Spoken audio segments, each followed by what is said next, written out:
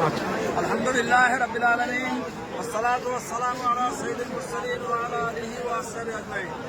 বাংলাদেশ জামাত ইসলামী জাতীয় মহাসমাবেশের আজকের এই 19শে জুলাই অনুষ্ঠিত জাতীয় মহাসমাবেশ এটি ঐতিহাসিক সোহরাওয়ার্দী উদ্যানে সীমাবদ্ধ না, বরং এটি সারা ঢাকা শহর যেন সোহরাওয়ার্দী উদ্যানে পরিণত হয়েছে।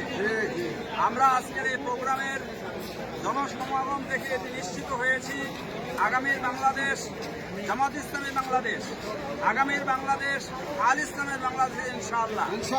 আজকের এই ঐতিহাসিক সোহরাওয়ার্দী উদ্যানের জাতীয় নেতৃবর্গের কথা আমরা মনোযোগ সহকারে শুনবার জন্য জাতীয় সোহরাওয়ার্দী উদ্যানে ঢোকার সুযোগ না পেয়ে আমরা রমনা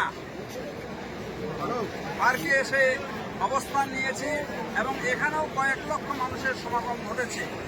আমরা আজকের এই সমাবেশের সার্বিক সাফল্য কামনা করছি এবং জাতি যে প্রত্যাশা করে দুর্নীতিমুক্ত, দখলবাজ মুক্ত, চাঁদাবাজ মুক্ত একটি দেশের, আমরা সেই আশা এবং প্রত্যাশায় জাতিকে নতুন করে যেন স্বপ্ন দেখাতে পারে আজকের জামাত ইসলামী, এই প্রত্যাশা আমরা করছি।